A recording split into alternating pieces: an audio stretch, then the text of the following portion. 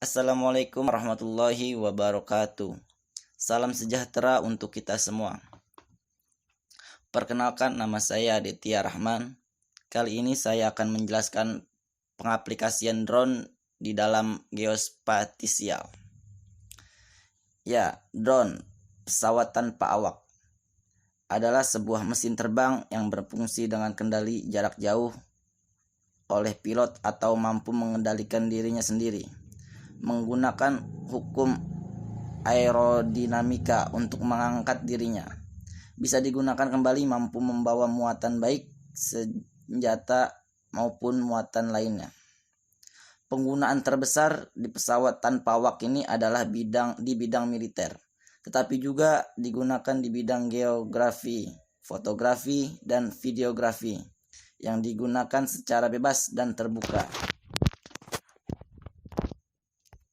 Nah, yang selanjutnya itu GIS atau Geographic Information System. Di dalam data GIS didapatkan dari berbagai sumber. Ada data yang diambil dari remote sensing. Ini merupakan sumber-sumber data yang dipakai dalam proses analisa geospasial. Nah, kalau drone ini sendiri sebenarnya termasuk sistem atau sumber data yang berbasis fotogrametri. Jadi menggantikan fungsi dari pesawat ultra ringan yang dulu digunakan, karena saat menggunakan pesawat ultra ringan banyak mengalami kendala seperti teknologinya mahal dan perizinan untuk terbang di suatu daerah sulit. Jadi drone digunakan untuk menutupi kelemahan dari pesawat ultra ringan. Cara untuk mengambil gambar permukaan bumi, yaitu menggunakan pesawat udara, satelit, dan drone. Nah, dari tiga wahana ini dipakai untuk mengambil data penginderaan jauh untuk mendapatkan gambar mengenai permukaan bumi. Lalu, output dari tiga wahana tersebut tergantung dari tipe sensor yang digunakan. Ada yang menggunakan sensor RGB, dihasilkannya berupa fotogrametri. Lalu ada juga sensor LiDAR. LiDAR merupakan teknologi terbaru dari sistem radar. LiDAR memiliki keunggulan dapat menembus awan dan pemotretan tidak tergantung dari situasi cuaca ataupun waktu.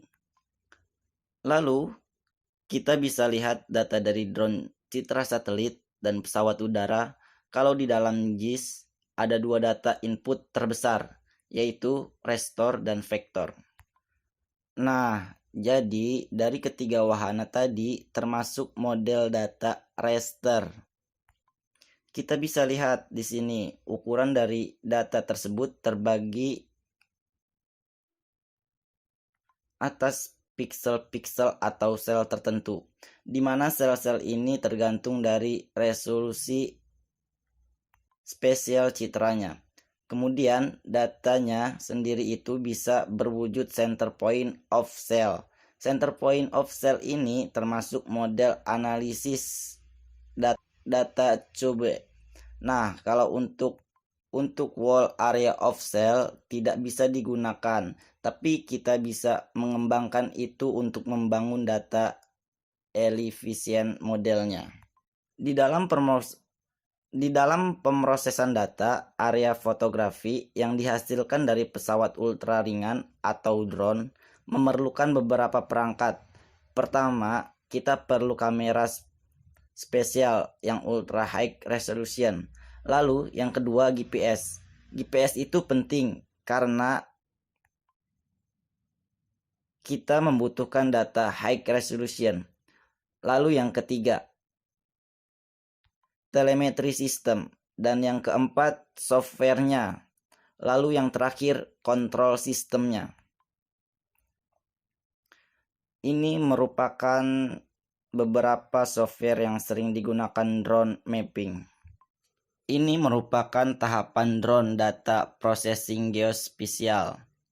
Yang pertama, rancangan terbang di waktu yang tepat. Yang kedua, penentuan ground control point-nya.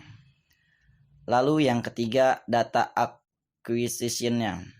Dan lalu akan diproses menjadi sebuah data yang bisa digunakan untuk proses selanjutnya. Ini merupakan drone to map. Biasanya pengguna ArcGIS bisa diaplikasikan ke drone to maps hingga menghasilkan output datanya. Drone data for GIS application. Yang pertama, drone for disaster response. Yang kedua, conservation. Yang ketiga, precision farming. Yang keempat, constitution. Yang kelima, forest management. Dan yang terakhir, keenam, mining. Ini adalah contoh perhitungan tanaman dan kesehatan tanaman menggunakan drone. Kemudian data diolah menggunakan software yang sudah ditampilkan. Baik, terima kasih. Saya cukup sekian saya menjelaskan tentang drone. Cukup sekian dan terima kasih. Wassalamualaikum warahmatullahi wabarakatuh.